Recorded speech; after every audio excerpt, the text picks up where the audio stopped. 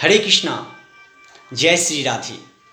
आज बात कर रहे हैं कि मीराबाई क्यों भगवान के सुंदर सा सूरत को नहीं देखना चाहते थे।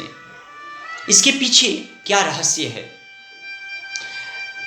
हम लोगों में से बहुत ऐसे भक्त होंगे जिन्हें ये नहीं पता होगा कि मीराबाई जो थी वो इस जन्म जो मीरा के रूप में आई है वो तो भगवान को बहुत प्यार किए हैं, उनका इच्छा बड़ा रहा है कि भगवान का दर्शन पाएं। लेकिन मीरा जो कृष्ण अवतार में उनके सखा के वे पत्नी रही हैं, भारिया रही हैं। तो ऐसे तो उस समय जब कृष्ण भगवान थे तो उस समय में बच्चों की विवाह कम आयु में ही हो जाया करता था। तो उसी बंधुओं में उनके सखाओं में एक सखा थे जिनका नाम था सुबल। सुबल जो थे, सुबल सुदामा, ये लोग उनके सखा थे। तो सुबल जो थे वो कृष्ण के बड़े प्रिय मित्र थे। तो कृष्ण भगवान ऐसे ही हंसी मजाक में बोले कि सुबल, तू जा रहा है बहुरिया को लाने के लिए, तो सुन, तू जब अपनी बहुरिया को लेके आएगा ना तो सबसे पहले मैं देखूंगा। सुबल बहुत खुश हुआ, बोला हाँ सखा, मैं सबसे पहले तुझे ही दिखाऊंगा। बोला ये ठीक है। तो सुबल जब गया, विवाह हुआ, तो सुबल जिनके साथ विवाह किए वो थी मानवी, उनकी पत्नी का नाम था। तो मानवी की माता जी बोले सुन, तू जा रही है शादी करके, तो वहाँ उस गांव में एक कान्हा बोल करके एक लड़का है जिसे सब कन्हैया भी कहते हैं, तू श्याम सुंदर का मुख मत देखना। तो मानवी थी, वो पूछी क्यों माँ, क्यों ना मुख देखूंगा। तो माँ कहती है बस मैंने कह दिया, तू उनको मुख मत दिखाना और ना उनका मुख देखना। बोली ठीक है माँ, तेरी जैसी इच्छा, मैं ना अपना मुख दिखाऊंगा कृष्ण को, ना कृष्ण से अपना मुख, ना उनका मुख मैं देखूंगा। तो माता की ये बात रखने के लिए जब मानवी कृष्ण के पास पहुंचे तो कृष्ण दौड़ करके अपने दोस्त के पास गए। बोले अरे सुबल, अपनी कन्या का मुंह दिखा। तो बोले देख ले। तो बोली मानवी, ये हमारा सखा है, देखो कौन मिलने आया है।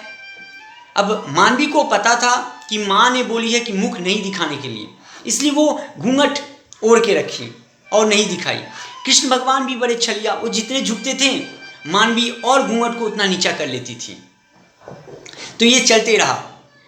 कृष्ण जब कभी जाते थे रास करने के लिए, सभी दोस्त आते थे, सभी दोस्त की पत्नियां आती थी, लेकिन वहाँ मानवी नहीं पहुँचती थी, क्योंकि उन्होंने अपनी माँ को बोले थे कि मानवी अपनी मम्मी को बोली थी, माँ तू चिंता मत करना, सावरिया मेरा मुख नहीं देखेगा और ना मैं उनको देखूंगा।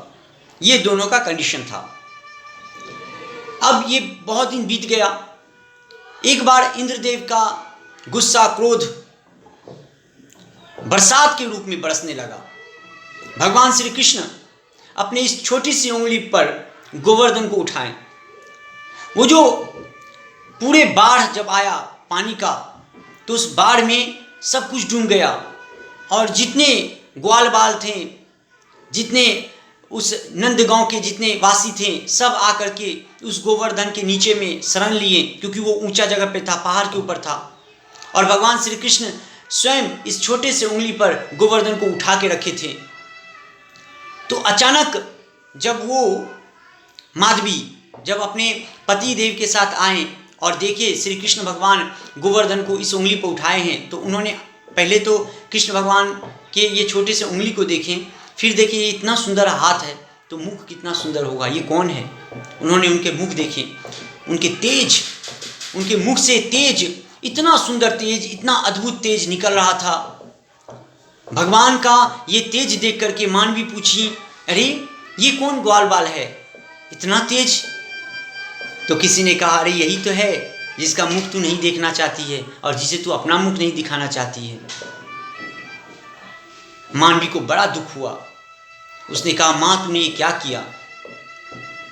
अरे इतना मनोहर, इतना सुंदर मेरे कृष्ण हैं और तूने मुझसे क्यों वादा करवाई कि श्री श्याम सुंदर का मुख मैं ना देखूं? इतना अद्भुत चेहरा उनका, भगवान श्री कृष्ण का। मानवी खूब रोने लगी वहां पर ही। किसी सहेली ने पूछी, अरे मानवी क्यों रोती है? तो मानवी कहती है, दुर्भाग्य हमारी कि इतने दिन मैंने श्री कृष्ण का रूप ना देखा।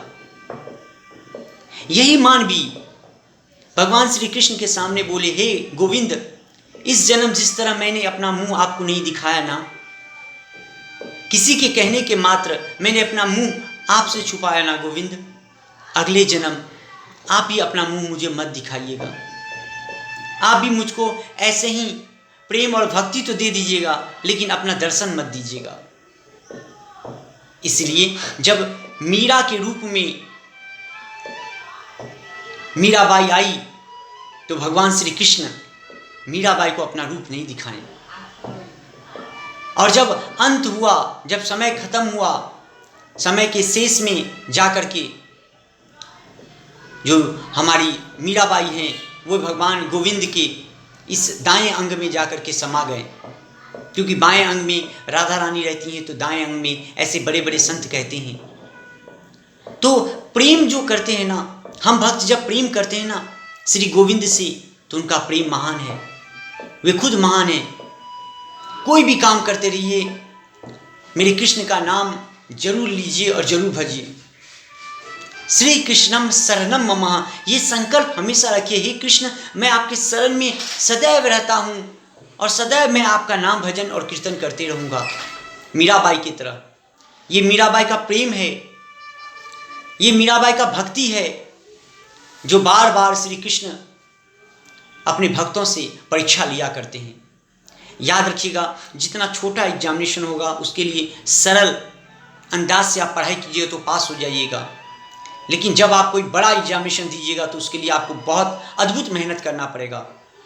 और यहाँ तो परीक्षा है जीवन का, यहाँ तो परीक्षा है भवसागर पार करने का। फिर आप ऐसा कैसे सोचते हैं कि भगवान आपको यूं मिल जाएंगे? क्या हम ध्रुव के तरह 5 वर्ष से ही भगवान का नाम जाप करते? नहीं, हम उम्र देखते हैं। अरे ये उम्र है पूजा पाठ करने का, अभी खाओ पियो मौज बनाओ, अभी उम्र नहीं आया है। मेरे बंधु, क्या आपको पता है आप कल तक जिंदा रहें या ना रहें?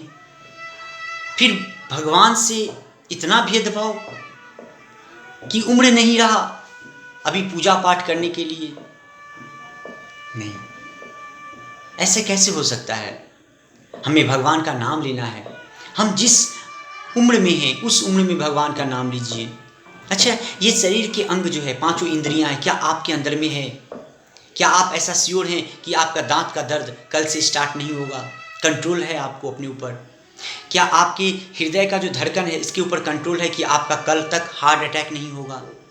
क्या आप इस आँख से जिस अंदाज से आप अभी देख सकते हैं, क्या कल भी आप ऐसे ही देख पाइएगा इस वीडियो को? नहीं। इस कान से जिस तरह आप, जिस अंदाज से आप अभी श्रवण करते हैं, क्या कल भी श्रवण कर पाइएगा? नहीं। समय के साथ साथ हमारे शरीर के अंग कमजोर होते जाएंगे, अंग गलते जाएंगे, अंग पिघलेंगे, आँख की दृष्टि कमजोर होगी, कान की श्रवण शक्ति कमजोर हो जाएगी, मुंह से अच्छे से बात नहीं कर पाएंगे, दांत टूट टूट के गिरेगा। तब कौन से भगवान, किस भगवान का नाम जाप कीजिएगा? रिटायरमेंट के समय में आप सोचते भगवान का नाम लेंगे और भगवान आप तक आ जाएंगे? नहीं, ये रिटायरमेंट का बात नहीं है, ये भव सागर पार करने का बात है। जिस तरह शिक्षक अपने विद्यार्थी को पढ़ाता है और विद्यार्थी पढ़ते हैं, अध्ययन करते हैं, और आप बाहर किसी विद्यार्थी से मुलाकात करें, आपको कैसे पता चलेगा कि वो विद्यार्थी सचमुच गुणी है या अवगुणी है? उनके व्यवहार से, उनके संस्कार से, उस बच्चे के बात विचार से विद्या का महत्व तब पता चलता है जब आपकी वाणी से मिठास निकलता है, उसी तरह जिस तरह सूर्य उदय होता है और अंधकार दूर हो जाता है, विद्या अर्जित करने वाले जो छात्र हैं वो जब विद्या अर्जित करते हैं तो उनके अंदर के दोष और कालिमा नष्ट हो जाती है। भगवान के जो भक्त होते हैं, जो गोविंद को पूजा करते हैं, जो गोविंद के शरण में रहते हैं, उसके दुख और तकलीफ उसी तरह नष्ट होता है जिस तरह सूर्य उदय होने पर अंधकार नष्ट हो जाता है। भगवान की भक्ति ही एकमात्र शक्ति है जो आपको इस वैकुंठ से पार करेगा। और ये मेरे कृष्ण का लीला है। कृष्ण अपने भक्तों से परीक्षा बहुत लेते हैं। वो देखते हैं कि क्या आपके अंदर अस्थिरता है।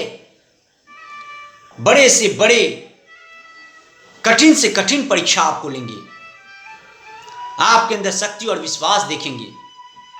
एक बड़ा सुंदर वाणी है, जो डूमा सो पाइया गहरे पानी पैठ, मैं बपूरा बुडन डरा रहा किनारे बैठ। जो भक्ति मार्ग में ढूंढता है, गोता लगाता है, उसे प्राप्त होता है भगवान की भक्ति, उसे प्राप्त होता है भगवान की शक्ति, उसे प्राप्त होता है भगवान का प्रेम। प्रेमानंद जी महाराज को ले लीजिए, जो आज वृंदावन में है। दोनों किडनी नहीं है महाराज जी के पास। भक्ति का परीक्षा देखिए, फिर भी प्रेमानंद जी भगवान का नाम लेते रहते हैं, राधा रानी का नाम सुमृत करते रहते हैं, हमेशा भजते रहते हैं। कोई भक्त जब अकेले माधुरी करके अन्य प्राप्त करते थे, आज उनके पास हजारों भक्त है और सभी के सभी सादा पोशाक में श्री राधा रानी के लिए पूरे मुंह में चंदन और तिलक करके राधे राधे राधे राधे हमेशा सुमरन करते रहते हैं। क्यों? अरे क्या जरूरत है? अच्छे कर्म आपके तब होंगे जब आप समझ जाइएगा कि राधा रानी आपको अपने चरण में रखे हैं, मेरे कृष्ण आपको बुला रहे हैं। ये प्रेम रखिए भगवान के लिए, ये निष्ठा रखिए अपने ठाकुर जी के लिए। भयभीत होने की जरूरत नहीं है। जब जीवन में स्वयं साक्षात मेरे नारायण जी हैं तो डर तो उसे लगता है जो दुष्कर्म और पाप करते हैं। और एक बात बताऊं, भगवान सर्वप्रथम अपने भक्तों के ऊपर कलंक लगाते हैं, फिर उस कलंक को धोते हैं